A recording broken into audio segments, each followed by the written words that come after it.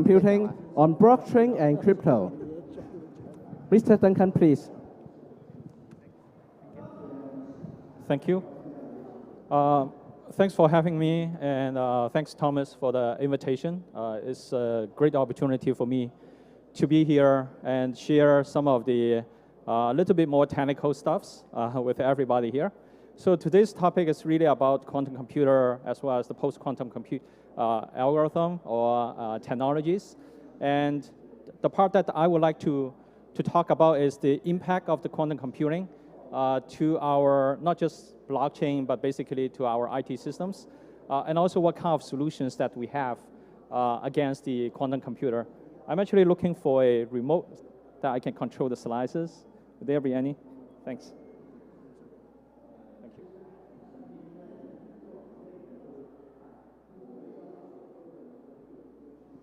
All right, okay. So about quantum computer, so this one is basically the lab at Google. So we all know that Google is actually working so hard and investing a lot onto building the next generation quantum computer. And some other IT systems or companies are actually building something similar. For example, like IBM is also working on quantum computer, and also all other kinds of like research institutions and other countries, they are all working on quantum computer. All right, yeah, this is very important. Thanks. All right. So about the development of the quantum computer, so this is basically kind of like a timeline, and you can see the number of qubits keep increasing. I always try to kind of like compare this one with Moore's law to see whether it's actually following the Moore's law. So as you can see, for example, this year, IBM basically successfully built a quantum computer which has more than 1,000 qubits. So that's very impressive, and they have the plan of building something in 2 years, building another quantum computer which has more than 4,000 qubits. So some of the startups, they also successfully raised a lot of money, like hundreds of millions of money to build quantum computers which has more than 1 million qubits. So when we have that kind of like powerful general purpose quantum computers, then basically Bitcoin, Ethereum, or all kinds of existing, or maybe like 99.99% of the existing blockchain solutions will be compromised. And this is not just limited to blockchain ecosystem, but actually for the general purpose, like our online banking, our encryption solutions, our hard drives, all our secure communications will be compromised once this one is up. So even if you don't have a 1 million qubit quantum computer, if you only have like 200,000 qubits, you might take like 1 to 2 months. Then you can actually break some kinds of existing encryptions, including Bitcoins or Ethereum. So this will become a real threat very soon. And this is also the reason why a lot of countries and also research institutions as well as companies, they are working on post-quantum cryptography. The reason why I will keep claiming that actually quantum computer will be able to compromise Bitcoin or Ethereum is because of this guy. And more than, actually about 30 years ago, Shor, an MIT professor, he basically invented an algorithm, and nowadays we just call it the Shor's algorithm. And this algorithm will be able to solve a mathematical problem which is called discrete logarithm problem in a very efficient way once you have a quantum computer. So by using his algorithm and a more powerful quantum computer, we will be able to make use of his algorithm to solve elliptic curve cryptography easily. And we know that Bitcoin, Ethereum, Solana, Cardano, you name it, they are all based on elliptic curve cryptography. So that's why this is a real threat, and it's coming up very soon. So for example, if you look at the American government, they have already been working on this post-quantum initiative for a few years. Like back to 2016, they have already been talking about standardization. And the three-letter agency, the NSA, they also openly announced that the federal government need to upgrade their encryption systems to post-quantum. So this has already been announced for several years. It's not something new. And right now it's really time for us to upgrade our systems to post-quantum. And this is kind of like one of the latest news, basically announced by NIST, National Institute of Standards and Technology from US. And this is basically the first set from NIST about standardizing post-quantum encryption as well as digital signature algorithms. So this is basically the draft, and this symbolizes that next year, those drafts will become official standards. So what's the impact to us, to the world? The impact is that starting from next year, the federal governments, a lot of those national or organizations, they are all going to start upgrading their systems to post-quantum. So not to mention Bitcoin or blockchain. We are also doing this kind of upgrade or inventing new technologies or new blockchains which are already post-quantum. So this is also a recent post from us about Google. So Google right now is developing post-quantum encryption and embed this post-quantum encryption technology to Google Chrome.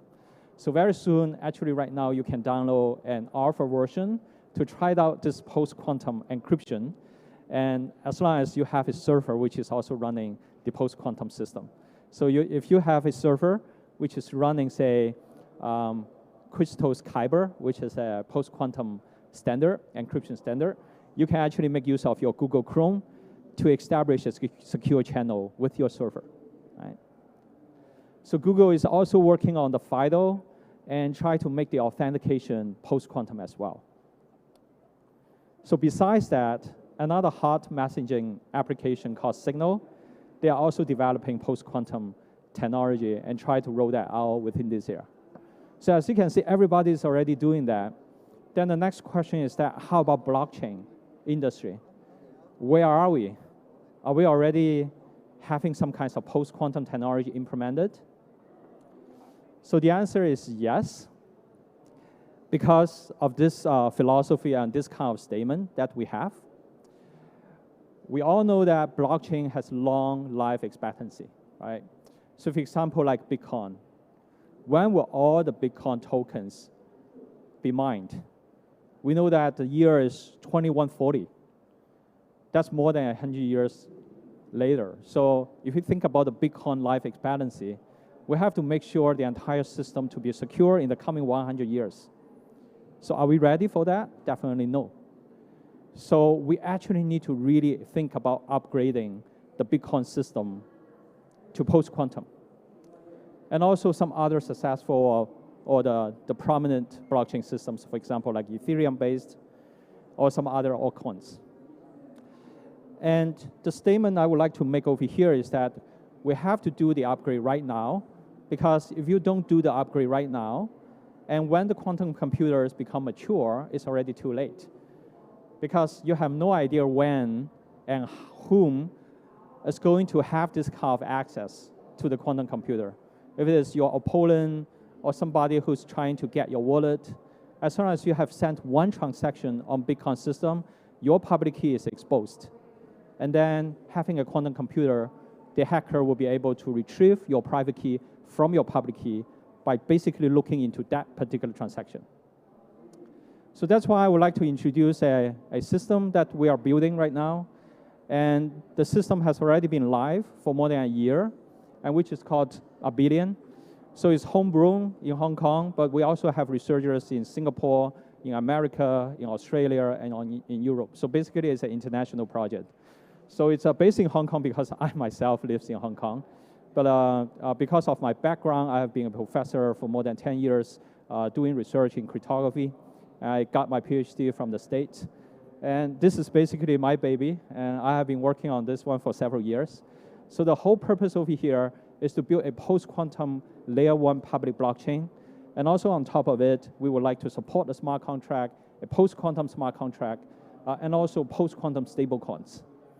And in addition to that, right now it's still proof of work, and just at the beginning. We do have a plan of upgrading that to, or so-called migrating that to proof of stake, but we need to look into the decentralization state.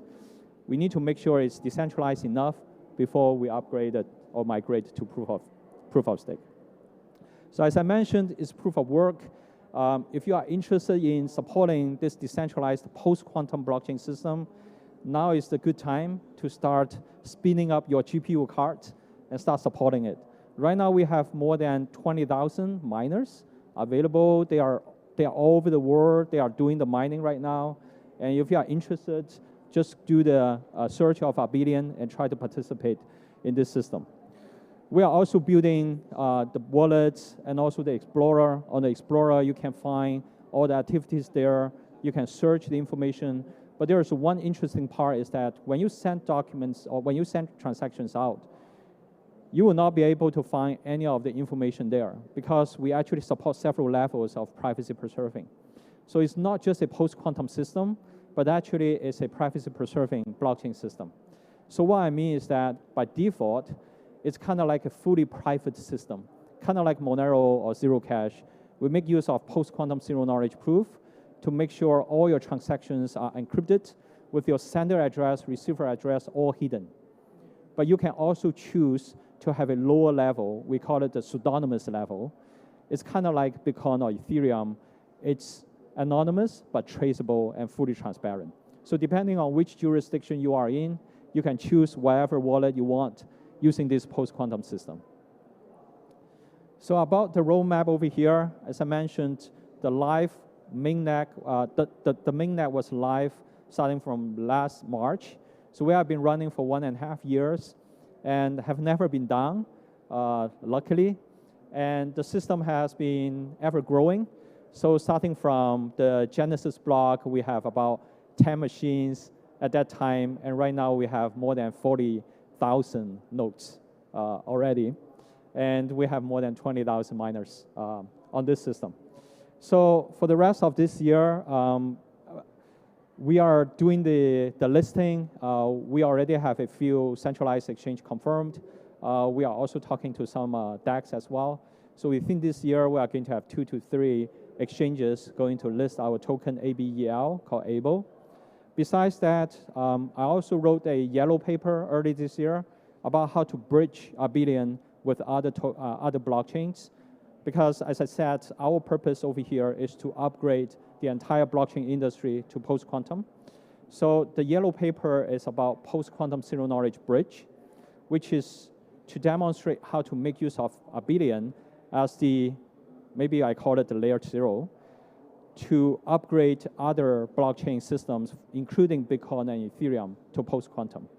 So we are right now developing a post-quantum zero-knowledge bridge to connect Abelian with some other, for example, some other smart contract like EVM equivalent chains. And the ultimate purpose is to upgrade other chains to post-quantum. So that's very exciting, and in the coming 12 months, we are going to focus on that. Besides that, we are also building something similar to ERC20. So very soon, you will be able to issue your own tokens on Abelian.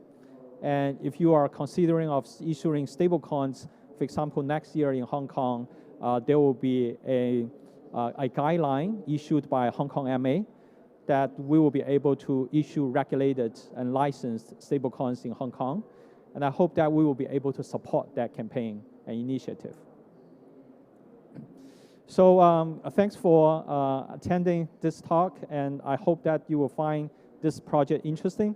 And also, if you have any interesting topics related to post-quantum cryptography or quantum computing in general, please feel free to reach out to me. Thank you very much. Thank you, Duncan.